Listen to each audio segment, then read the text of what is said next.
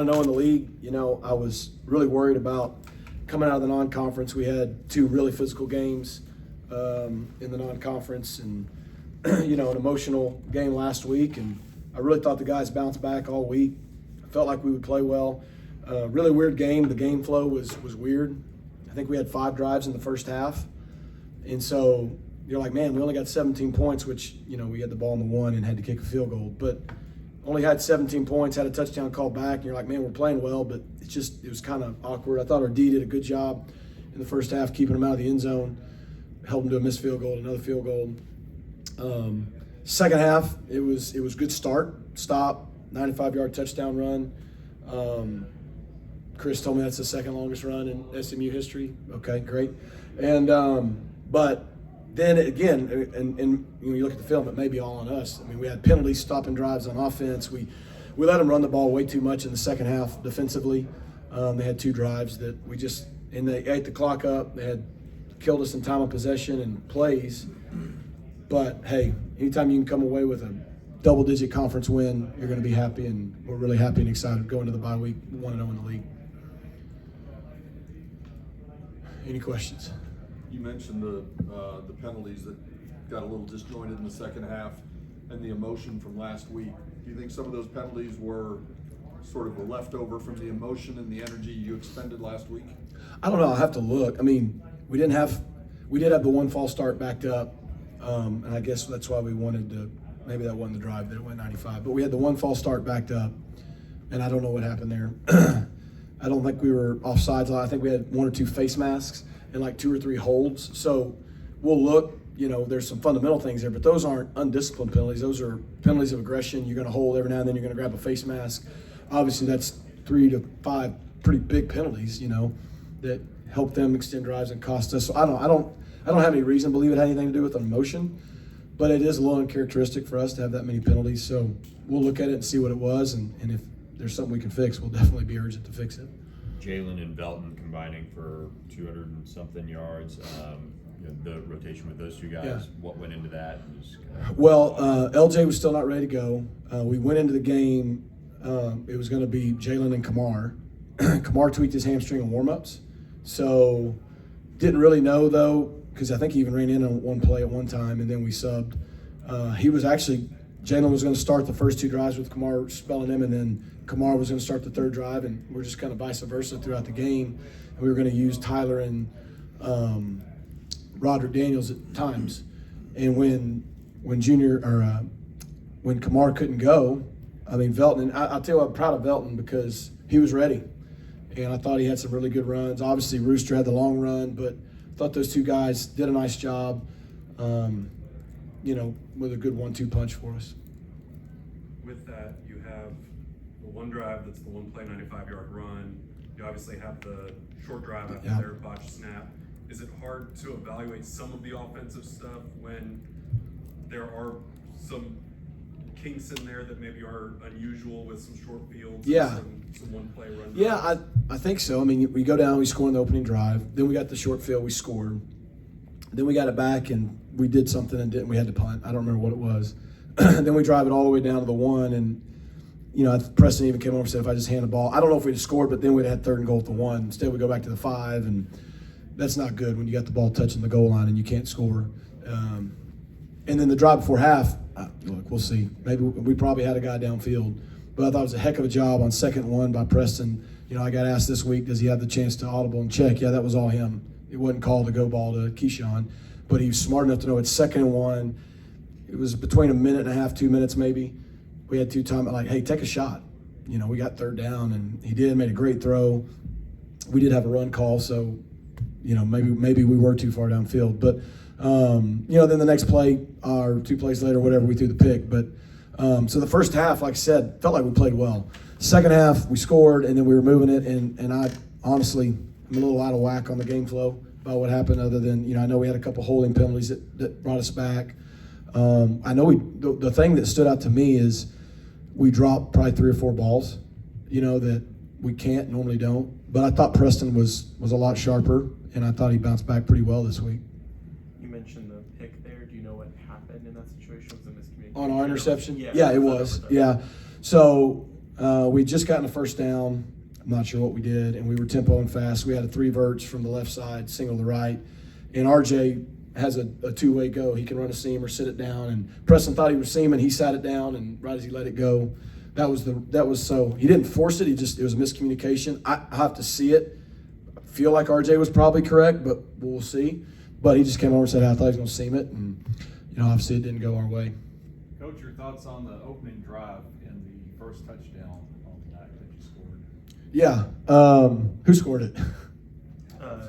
Junior. Junior. Yes, got it. It was good because, I think the thing that we did go down last week and have a good opening drive. We botched one play and made us settle for a field goal. And then obviously we went down and scored a touchdown. So that's good. We're starting to start the game better offensively. And then the biggest thing for us was obviously it was only one play, but to start better in the third quarter because we haven't done that offensively very well this year. So that was important. But, yeah, that opening drive, it was like 13 plays or it was a bunch. I think we had a couple third down conversions.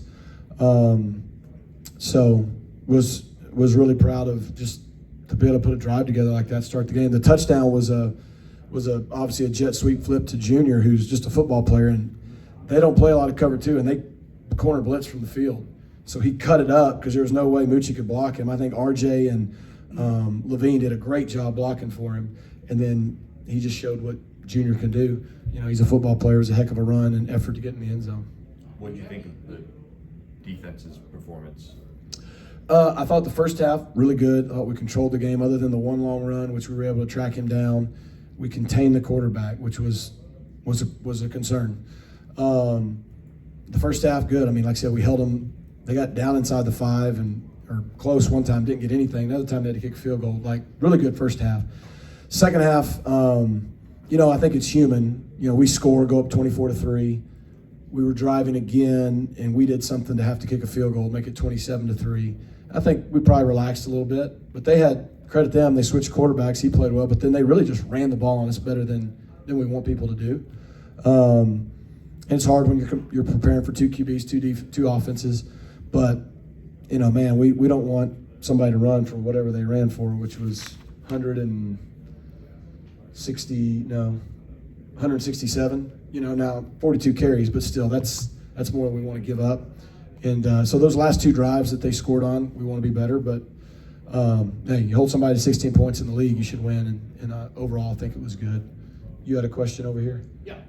Would you call that a business-like win or performance? Probably. I think, look, first of all, we won. That's all I care about. I could care less if every game's ugly if we win them. I think you got to give 2 things. You got to give Charlotte credit. That's a good football team. They went and played Florida 22-7 in the swamp. They went to Maryland and were leading at halftime, and it was a 21-17 with 8 minutes to go in the game. Those guys got some dudes that can play. They play hard, and they don't quit. They play for 4 quarters. But, yeah, it might have been a business-like, mature win because it would be really easy to have a letdown, and it would be really easy at times in the game when we didn't maybe put the final distance away between the 2 of us to let them claw all the way back in and get super interesting. And every time they got too close, we did something to extend it. So it's not where we want to be. We got to have a finishing mentality. But, I think that's probably a pretty good word for it. Just a business-like. We're 1-0 in the league, getting to a bye week, which we desperately need. And hopefully we can rest up and have a great stretch run in the league. Hey, Coach, coming off of last week, how important was it to get this win coming into conference play, and especially moving forward, knowing that you're going to be on the road twice? Yeah, excellent question. It was vital because it didn't matter if we were 4-0 or 0-4 or 2-2. We've said this earlier in the week. Your conference season is a big deal. And I don't know what the data is, but there's so much data out there in this world. I would think if you start 0-1 in your league, you don't win it very often, right? So to start 1-0 was huge. The bye week comes at a good time. We're 5 games in. We haven't had devastating injuries, but we got 3 or 4 guys we'd love to get back for the league. But your point, we're going on the road. East Carolina's arguably maybe the toughest place to play on the road in our league.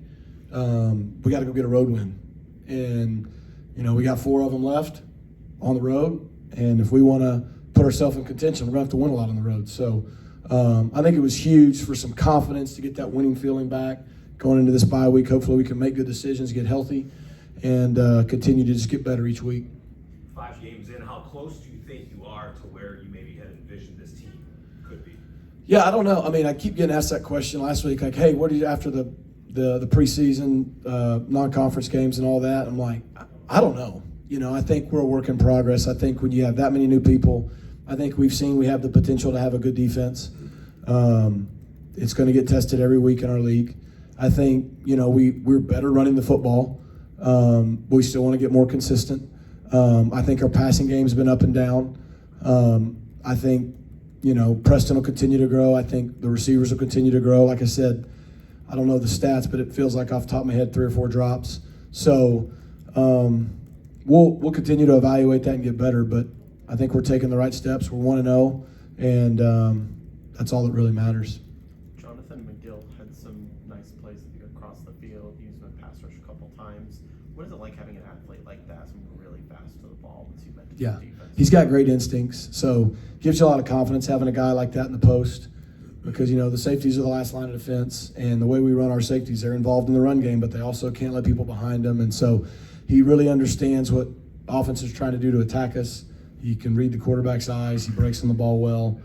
So he's definitely makes you feel comfortable having him back there.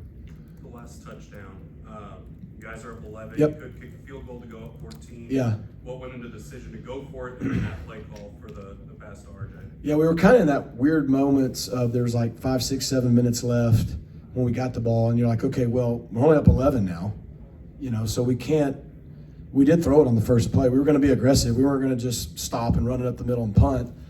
We wanted to go score and control the ball, but at the same time, you're trying to run the clock out. So we were kind of in between, and, I think we had a 3rd and 3 or 4. I was really hoping we'd get, if not the first down, to 4th and short, and we didn't. We got to 4th and 2, and that's why I called timeout, because, you kick the field goal. If you miss it, they get momentum. The last thing you want to do, not that I think they would have, but give them an opportunity to block it and run it back. Because now I think there was like 4.5 minutes left, and even if you don't get it there, they got 70 yards to go. You're still up 2 scores. I believe in our defense. I think the data said go for it, but I was kind of between. But then I knew they would play man, zero it out. They have to stop the run. They have to sell out, just like we did at the end of the game last week on 4th down. And just felt good that RJ matched up on the safety. Him and Preston have a good connection. We just felt like giving them a chance, and they made the play. So Their big defensive end had a couple sacks Yep. early. And then after that, he still had a couple of tackles, but he wasn't in the backfield and Yeah. he wasn't as visible. Did you all change your blocking schemes? I think there's 2 things. We ran the ball. So we were intending to run it a lot early. We ended up running it a lot. Like I said, I think we only had 60-something plays. But, those guys are really good pass rushing DNs. But we felt like you could run at them. So whether it would be Stone, EB, you saw Elijah Chapman got in there. I thought RJ and Nolan too. Like, we felt like we could run and block those guys with our tight ends, fullbacks, and tackles, and kind of take some of that off. Now, unfortunately, early on, one of the sacks was on Preston because he tried to scramble backwards. And then the other one they got us on, they just beat our tackle. I mean, they're good. I think we didn't totally change our game plan. We didn't start double teaming or anything. I think our tackles just settled down and got used to that. They're pretty explosive. And we didn't drop back as much maybe as we normally did. We were trying not to give them the opportunity to maybe turn it into a feeding frenzy. So I think it was a combination of both after those first couple drives. You had a question? Yes, sir.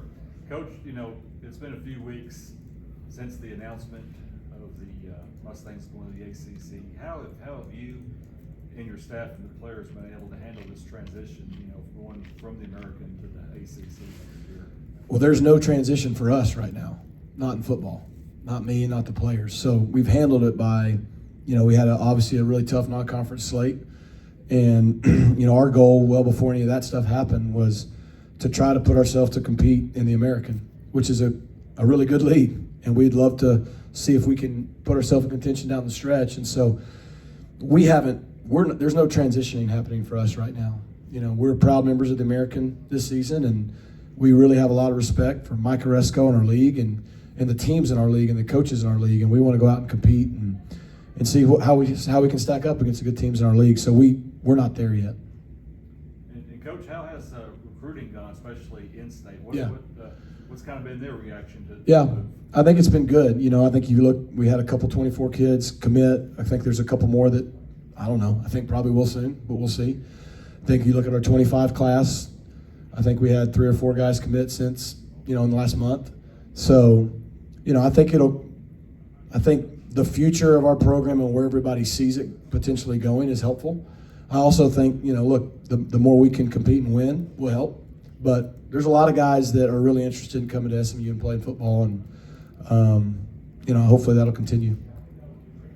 Thanks, Coach. All right.